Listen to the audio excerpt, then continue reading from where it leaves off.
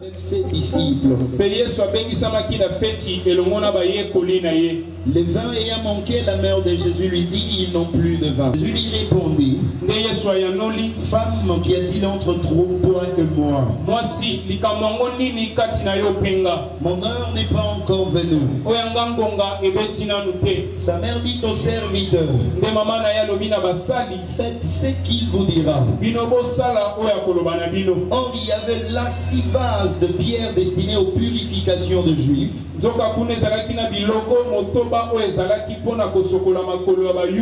Ou 3 mesures. Jésus lui dit, remplissez d'eau ces vases. Puisez maintenant, leur dit-il, et portez-en à l'ordonnateur du repas, et ils emportèrent. Quand l'ordonnateur du repas eut goûté l'eau changée en vin, ne sachant d'où venait ce vin, tandis que le serviteur qui savait puiser l'eau le savait bien, il appelait les pots.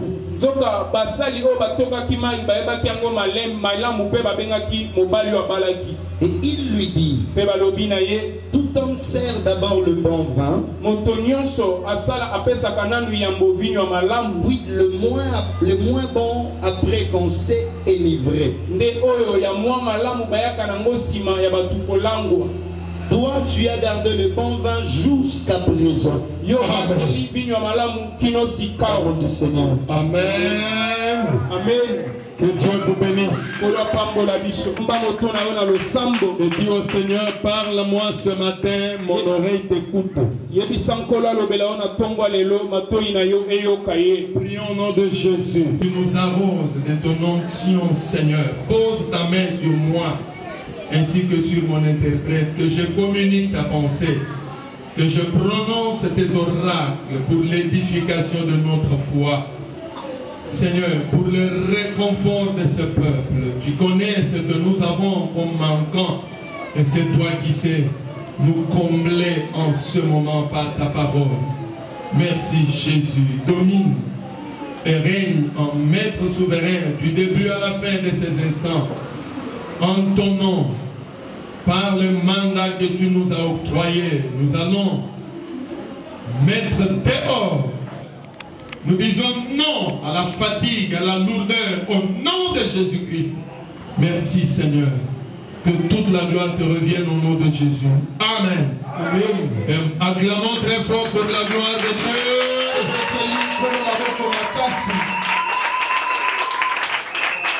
Je vais vous communiquer le sous-thème du message de ce matin au fur et à mesure que nous allons évoluer.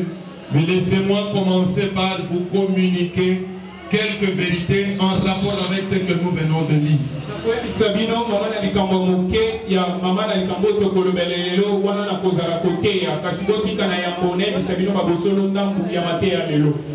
C'est une histoire vraie, c'est pas une utopie, c'est pas une imagination.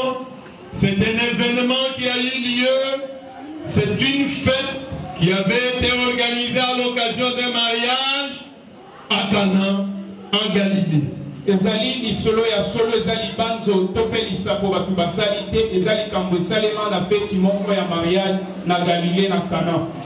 Dans le récit qui nous est présenté par la Bible commence par 3 jours après.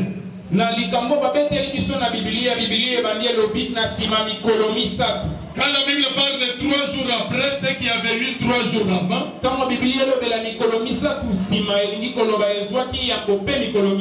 Et là nous sommes situés dans le temps. Dans la plupart de ce qui nous arrive, nous les hommes que Dieu a créés à son image, nous sommes liés au temps, nous dépendons du temps. Et le temps nous détermine. Voilà pourquoi quand le temps passe, nous avons à nous embrouiller. Il nous arrive parfois d'être embêtés en rapport avec le chronomètre. Mais celui dont il est parlé dans le récit présent est hors du temps. Il est le maître des temps et des circonstances. bazolobela tango elingi koloba ete na mokili oyo biso bato tokelama tokangami na tango tozobika kolandisa tango yango monaka mingi tobitungisa soki tango ezoleka tobongisaki kosala likambo songolo to mpakala nzoka motoba wabeta lisolo na bibilia awa azawa azali mokonzi ya tango mpo aza libanda ya tango. Amen. Amen. Tu as bien interprété, que Dieu te bénisse. Il y eut un mariage à l'occasion duquel on avait organisé une grande fête à Cana.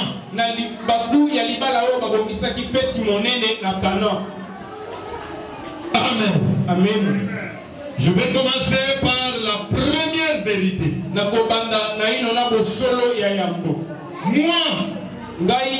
toi, que Dieu a envoyé sur cette terre,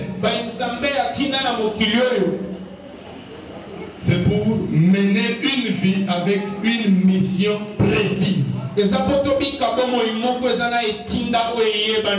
Personne n'est inutile aux yeux de Dieu parmi tous ceux qui sont appelés de Dieu. Voilà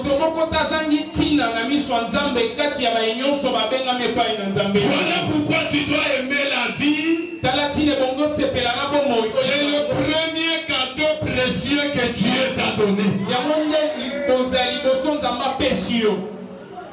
Quelqu'un ne m'a pas entendu. Je voudrais que tu sois attentif. Tu vois ta vie là. La vie que tu mènes là. Tu dois l'aimer. Pourquoi tu dois l'aimer? Parce que tu n'es pas toi-même maître de ton souffle de vie.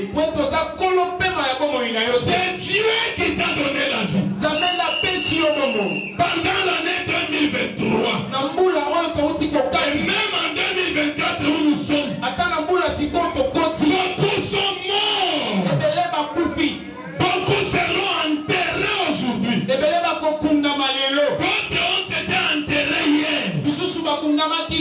D'autres seront enterrés demain. D'autres vont entrer dans la morgue ce soir. Mais toi et moi, Dieu nous a donné la vie comme le premier cadeau précieux. Sans la vie, ton corps là s'appelle la terre. Mais parce que Dieu te garde en vie, mon frère, ma soeur, tu dois aimer cette vie au point de la transformer en une fête. Je vais dire à quelqu'un ce matin, Dieu ne t'a pas envoyé sur la terre pour te faire souffrir. Et personne n'a le droit. Dieu t'appelle à une vie de paix, une vie de joie, une vie de plénitude, une vie complète, une vie de gloire, une vie de miracle. Ta vie là, c'est un échantillon à partir duquel Dieu veut faire voir sa gloire aux hommes. Voilà pourquoi tu dois aimer la vie. Tu dois vivre d'une certaine manière. Ta vie là ne dépend pas de toi. Tu ne vis pas parce que tu le veux, mais tu vis parce que Dieu le veut. Et Dieu qui t'a laissé vivre, c'est pas pour rien, mais c'est pour que sa gloire éclate dans ta vie. Voilà pourquoi tu dois aimer la vie. Et tu dois t'opposer à tous ceux qui diminuent ta vie ou tous ceux qui combattent ta vie. Ma vie ne dépend pas de mes parents. Ma vie ne dépend pas de mes études faites. Je ne vis pas parce que j'ai des diplômes ou je travaille. Mais si je vis, il y a quelqu'un qui a décidé que je vis.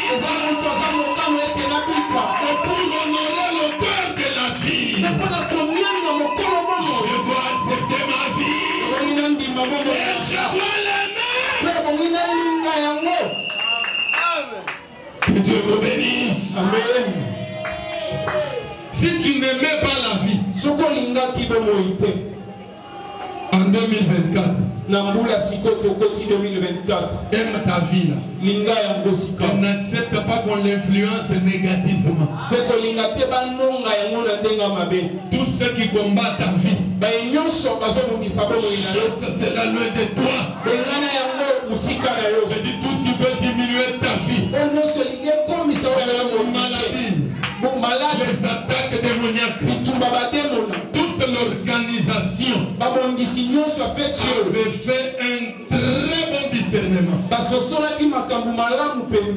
que dans ta vie là, comme je venais de te le dire, ma soeur enlève la main à la joue. Il est vivant. Amen. Amen. Il n'est pas mort. Nous n'organisons pas son deuil ici. Et ici, on n'a jamais de deuil. Ta vie là, ça doit être une fête. C'est pourquoi je te dis bonne fête. Ne mange pas le poulet sur le... En tant que chrétien, nous ne devons pas aimer la vie de médiocrité. Non, non.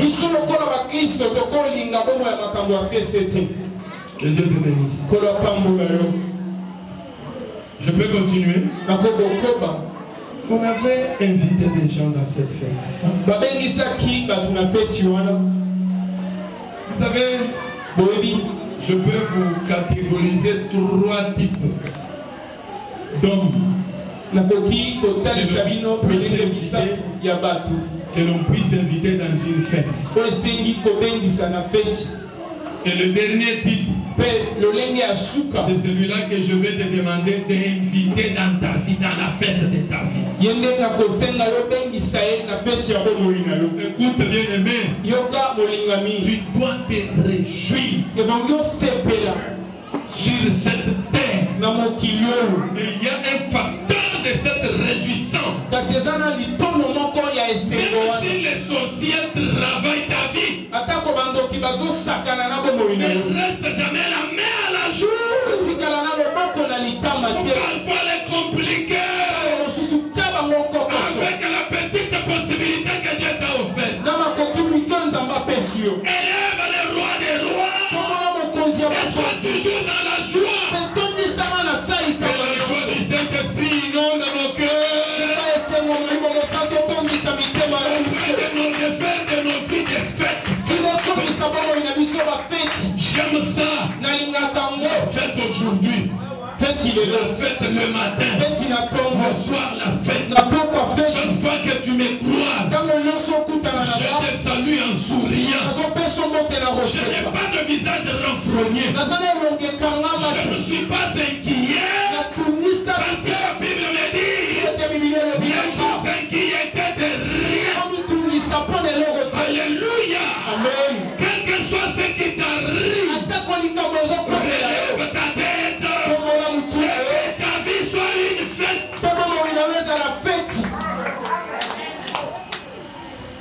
Est-ce que quelqu'un m'écoute ce matin? Amen. Soyez bénis. Soyez bénis. La première catégorie de personnes que nous invitons dans nos vies,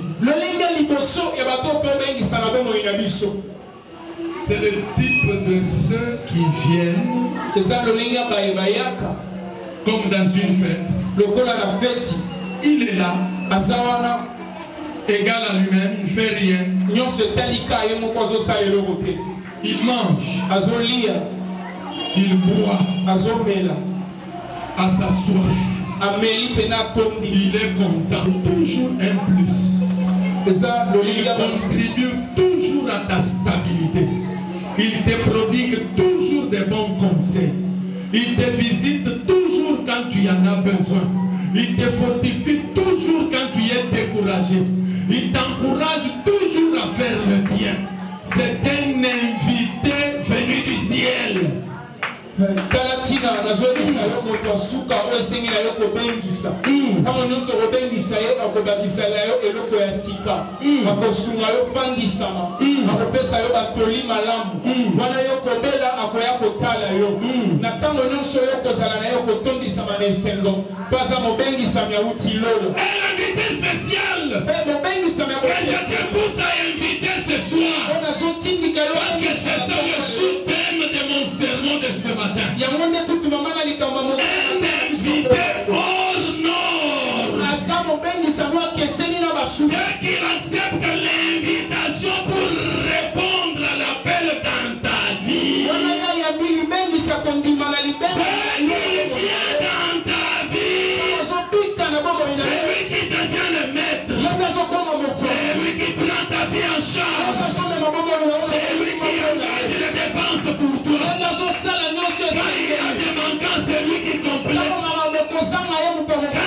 combattu, c'est lui qui s'engage. C'est un invité amoureux. C'est un invité sauveur. C'est un invité de marque. Son nom c'est Jésus. Si tu n'as pas encore invité Jésus dans ta vie, ce matin, invite Jésus dans ta vie. Il fera une fête. Je dis ce matin, si Jésus entre dans ta vie, ta vie change. Elle devient une fête. Écoutez bien aimé, on a invité Jésus avec ses disciples. Maman Marie était aussi là. La mère du Christ. À un moment donné, la fête a commencé. Vous savez ce qui fait l'harmonie dans la fête? C'est la boisson. Quand il n'y a pas de boisson, il n'y a pas de fête. Une vraie fête, c'est la boisson, la musique et le manger. Et quand il n'y a pas de boisson, même s'il y a une bonne musique, pour que les gens dansent, pour qu'il y ait une bonne ambiance, il faut que les gens boivent, il faut que l'esprit de fête arrive chez les gens à travers la boisson. Même s'il y a à manger, mais s'il n'y a pas à boire, la fête n'est pas faite. Je dis ce matin, en dehors d'en manger, tu dois aussi boire. Tu dois boire tous les jours. Tu dois boire la joie de quelqu'un en toi. La Bible dit, ne vous enivrez pas de vin seul. C'est la débauche. Mais au contraire, soyez remplis du Saint-Esprit. Réjouissez-vous dans le Seigneur. Ce n'est pas la joie charnelle, c'est la joie spirituelle qui va au-delà des considérations des réalités que nous voyons. La Bible dit, ils ont commencé la fête. Les gens dansaient, les gens buvaient. À un moment donné, le vin est venu à manquer. C'est ça le grand problème. Le vin a manqué. Dans une fête, ça c'est quelle organisation? Vous aviez prévu quoi? La fête doit prendre 8 heures du temps. Mais pendant 8 heures du temps, vous n'avez fait que 3 heures. Avant le début de la 4e heure, c'est quelle fête? Et quand le vin manque, les gens commencent à murmurer. Les gens commencent à critiquer. On nous appelait ici pourquoi? Amen. Le vin a manqué. Pourquoi le vin avait manqué? Parce que c'était l'organisation des hommes. Tout ce qui vient des hommes a toujours un début et une fin. Est-ce que quelqu'un me comprend? Que l'homme peut te donner, c'est toujours pour un temps. Abraham a donné du pain et de l'eau à son fils Ismaël en lui disant, allez-y, que Dieu vous bénisse. Après un bon nombre de chemins, au bout de quelques temps de marche, l'eau s'est épuisée, le pain avait fini, il n'y avait pas à boire, il n'y avait pas à manger. Pourquoi? Ça venait des hommes. Je disais qu'il vient des hommes. Mais c'est terminé. Mais la Bible dit, c'est la bénédiction de l'Éternel qui enrichit et ne la fait suivre d'aucun chagrin. Écoute bien aimé, si tu veux être béni, que Dieu lui-même te bénisse. Si Dieu te bénit, la bénédiction de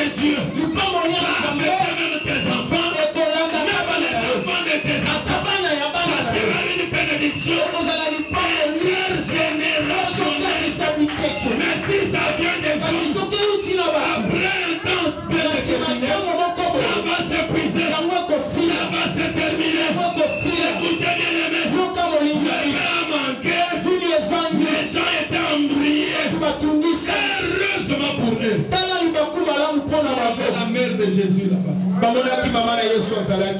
Jésus ne s'y intéressait pas. La maman regarde. Elle remarque qu'il n'y a plus de vin. Nous avons besoin dans la fête des gens qui peuvent aussi remarquer et constater certains manquements et y remédier. Là, les gens qu'il faut inviter dans ta vie. Quand tu invites un koulouna dans ta vie, c'est lui ton fiancé. Quelqu'un, tous les efforts des hommes sont inutiles. Que Dieu vous bénisse. Je vais continuer et terminer. Maria. En tout cas, cette maman à qui Dieu avait fait une grâce spéciale. C'était la première des disciples de Jésus. Même si on a invité des gouverneurs et des députés, mais il y a quelqu'un dans cette fête. Il est assis comme tout le monde là. On les considère comme un invité ordinaire. Mais là où il est là, malgré l'heure qu'il est, il est la solution.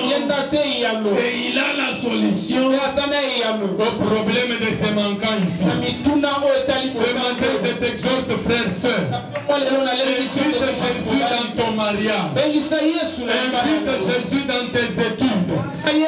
Invite Jésus dans ton commerce. Invite Jésus dans tes activités.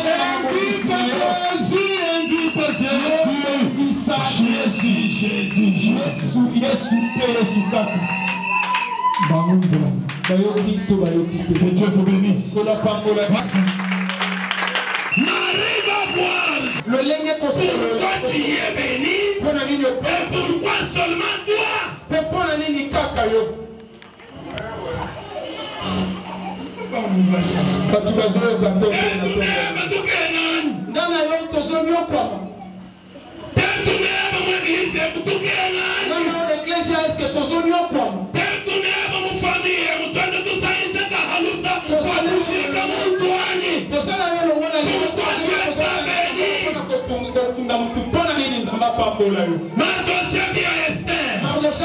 Si tu te tais et que tu ne fais pas intervenir, je te dis le salut, la délivrance de Jésus surgira d'ailleurs, parce que notre Dieu est de multiples fois. Ne crois pas que si la mort arrive, toi ne seras épargné. Non, même toi, tu es dedans. On ne peut pas avoir Jésus dans la fête. Mais on souffre. Non, oui, il est là. Toi, il n'est pas là. S'il a accepté l'invitation, il va donner la solution.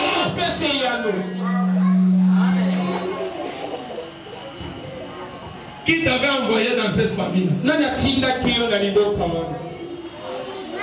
Si tu savais pourquoi Dieu a fait que tu sois dans cette famille, si tu savais pourquoi Dieu a fait que tu aies ce peu de moyens que tu as, il y a des gens solutions.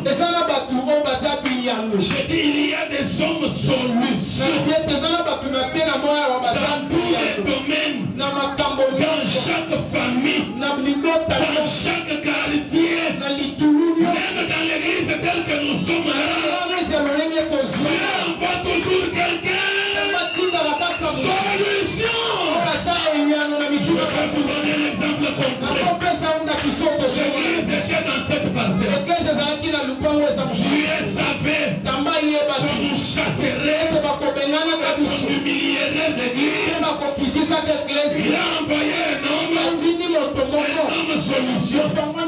Dès qu'il a commencé à prier avec nous, quelques temps après, on nous a chassés. Mais parce que Dieu savait, il avait déjà envoyé dernier. Sache bien sûr qu'il y a un rôle à jouer. Jésus était dans cette fête, assis comme un simple invité, alors qu'au fond, il avait un rôle à jouer. Marie lui dit, ils n'ont plus de vin. Jésus dit à Marie, Madame, c'est quoi entre toi et moi? C'est pas une église pour que je puisse évangéliser.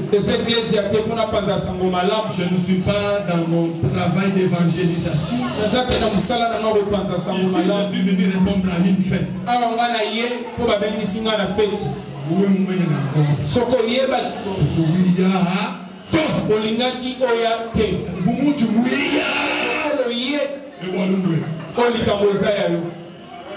Je dis comme tu es venu, cette affaire te concerne. Tel que nous sommes là, avec toi au milieu de nous.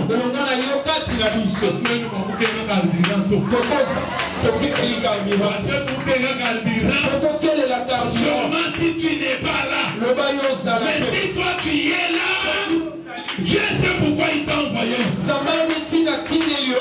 Parce que quand il donne la vision, il donne aussi la provision. Et la provision de cette œuvre, c'est toi. C'est lui qui m'a écouté, Père, acclamer très fort pour la gloire de Dieu.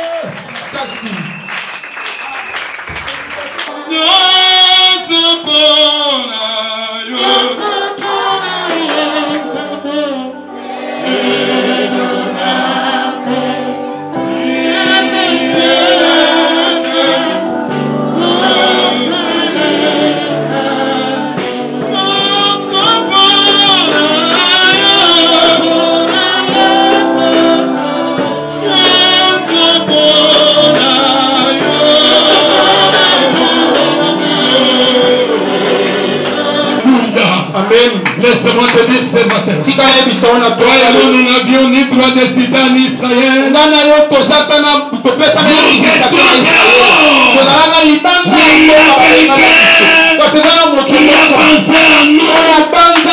Jésus de Nazareth.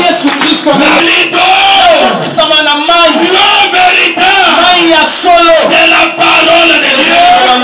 La parole qui purifie. La Bible dit, Jésus dit aux disciples, déjà vous êtes purs à cause de la parole que je vous ai annoncée. Il dit, remplissez tout ça. Ils n'ont pas discuté. Ils ont obéi.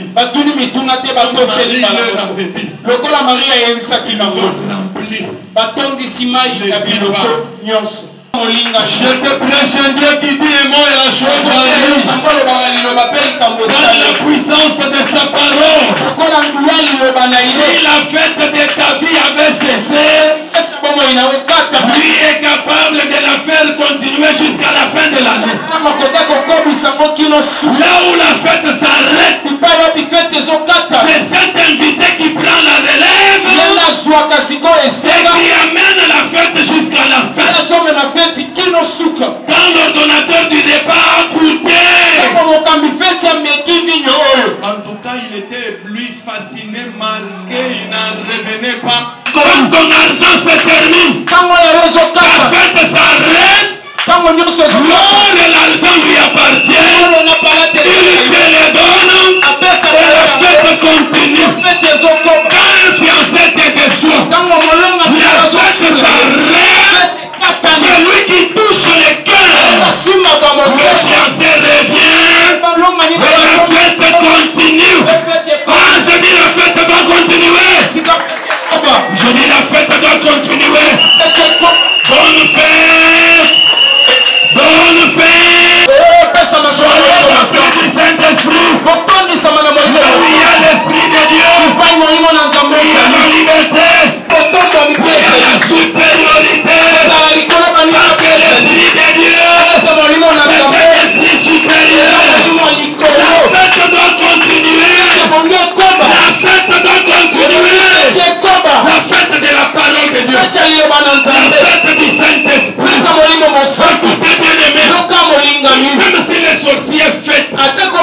Ce n'est pas la joie véritable. Ce matin, nous allons leur jeter le deuil. Je dis, ils seront dans un deuil ce matin. La nuit d'aujourd'hui, les gens de mon bois nous m'ont tué. Mais dans les camps des enfants de Dieu, c'est le fait. Pourquoi je parle de la fête? Celui qui était déjà arrêté, celui qui était déjà lié, même dans le monde des sorciers, on va les délivrer. Et nous allons fêter. Et seront dans le deuil. Je dis bonne fête. Bonne fête.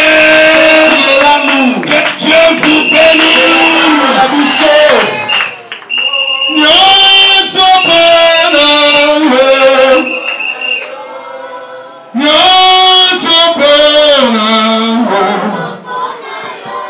Oh